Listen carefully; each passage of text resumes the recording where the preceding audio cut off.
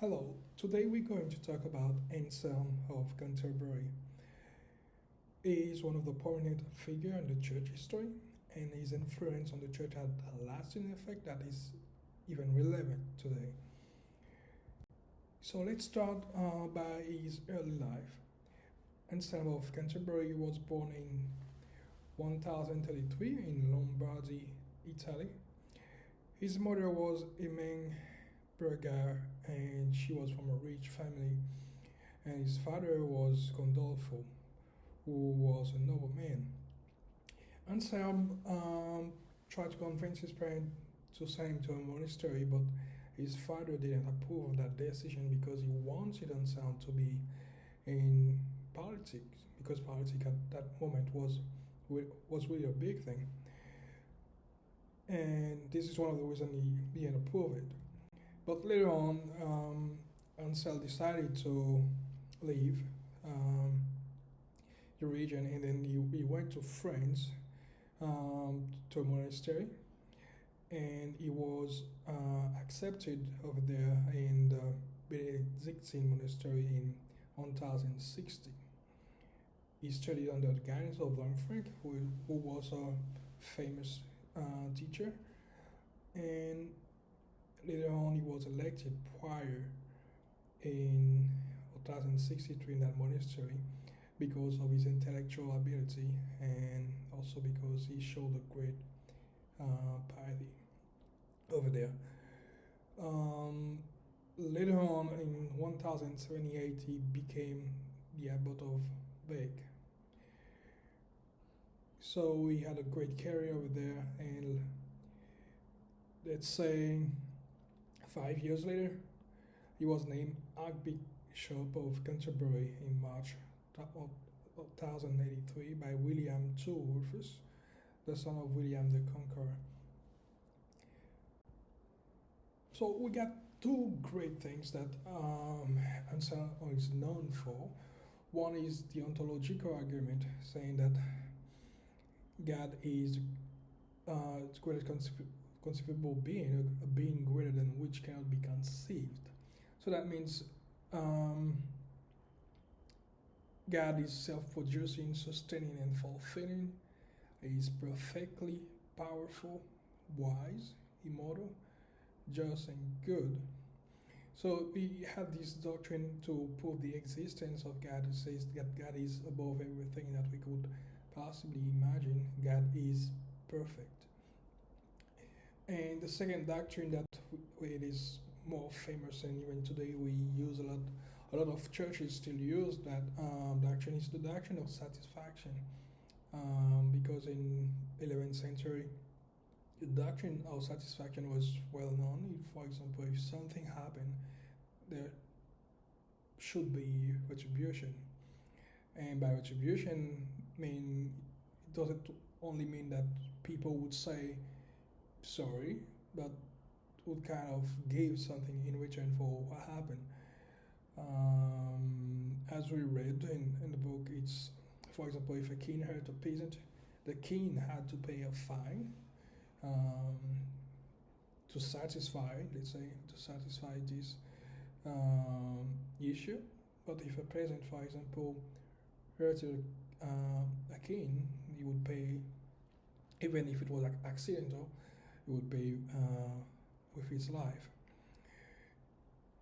And Anselm used that satisfaction theory that was really known at his time to explain the cause, Deus Homo, why God became man.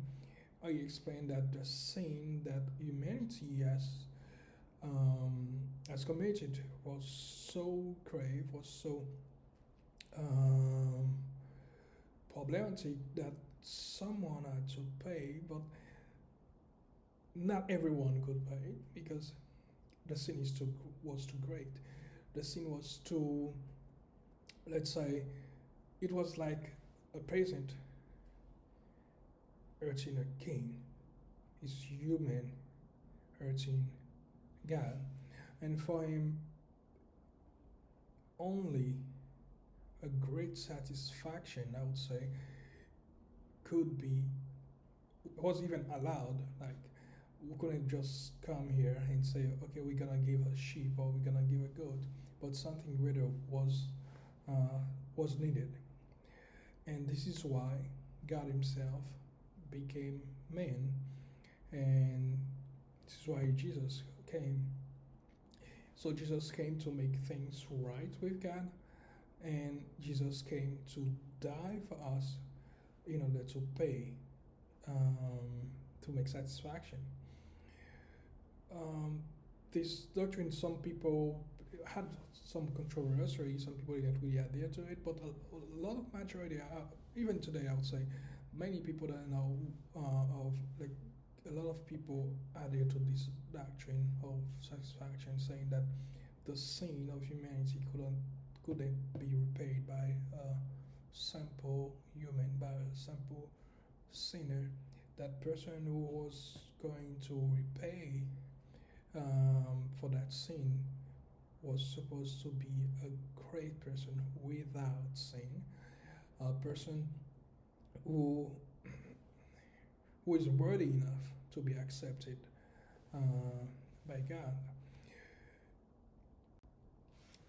And then we have Anselm and Empire. Here it is very interesting how Anselm actually, I would say, fought the empire.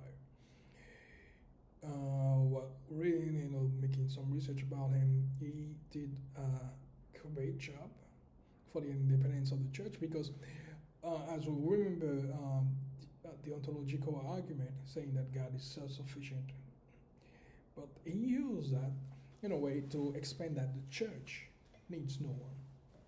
The church, who, that represents God on earth, needs no one. It's like it's kind of whatever he said about God. It's like he's going to just use that same thing for the church. So God is self-sufficient. Church is self-sufficient. God doesn't depend on relation with others. Church does not depend on relation with whatever empire.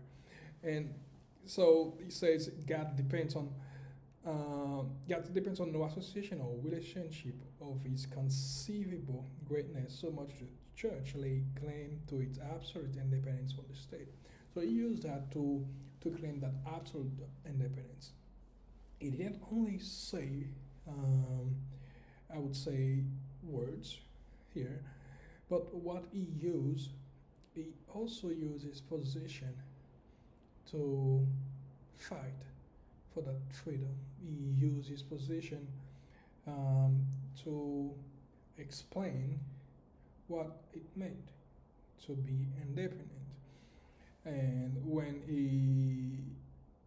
for example, he was going to receive his pallium from the Pope, the king refused to let him go to Rome, and someone had to bring it so the king could give it to him, but he refused to take it from the hand of the king because for him, accepting the pallium from the king is kind of accepting that subordination to the king. So it's like the king is going to give him something for the church. It's like it depends on the king, but he refused.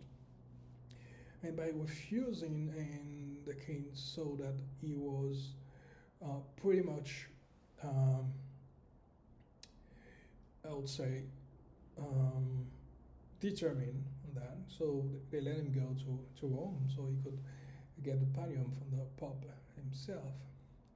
But it wasn't without difficulties because even when he was defending the church independence from the state, not everyone, even in the church, was with him. Some other bishops would even side with the king, saying that the king has power of that. But one of the thing that we see is why claiming church independence from the state, Anselm also, or even the church at the same moment while claiming independence from the state, trying to influence the state in a way that now we want to control the state.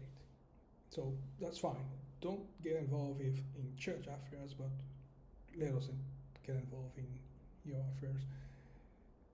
It was like basically like a fight for authority, like a fight for who is going to be the supreme leader. So, I would say, so that separation, that was a great thing, but it was not that innocent. Like, it wasn't okay. We will be separate this way, like we'll be equal. But some people in the church even tried to go above the state, and these also had some controversy.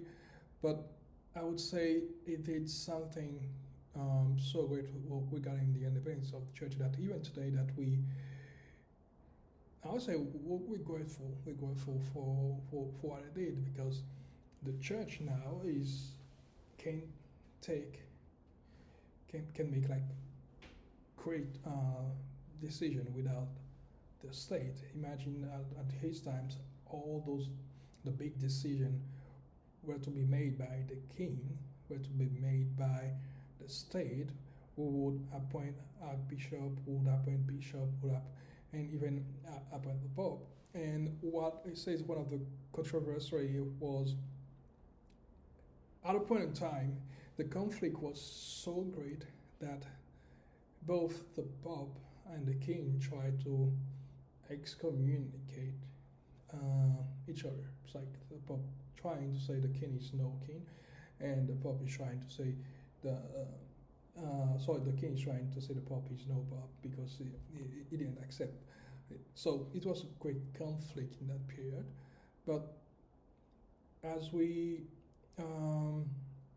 I would say, we analyze the effect of it. Let's say we are in 21st century right now, and as we can see the effect of that, we'll say, okay, the conflict was great at that moment, but it was for greater good. So there's a great separation between the church and the state now. So I would conclude with two main points that we have seen with Anselm of Canterbury. The first one is the independence, as we just said, from the church, and the second one is the doctrine of atonement. That doctrine is, I would say, the majority of Christians I know accept that doctrine. Even if there are some controversy, some people say it's not only for that Jesus came. Jesus came to show the way to humanity, so we could live a great life, the perfect life that a true Christian should live. But the doctrine of atonement for some people was necessary, because they believe that only God, only the Son of God could accomplish what he did. Nobody else could have done it, because some people may have just run out from the cross, and the cross, the symbol of satisfaction, is kind of give a relief to humanity, showing that now God is no longer angry with humanity. To some extent, some people accept it, while I'd say other people would say that Jesus was the way and we need to follow him. So for me, Anselm has contributed so much in the church that even today we still talk to him. And I didn't know until today that the doctrine of atonement was from Anselm, and it was a great opportunity for me to learn that he was behind that. Thank you.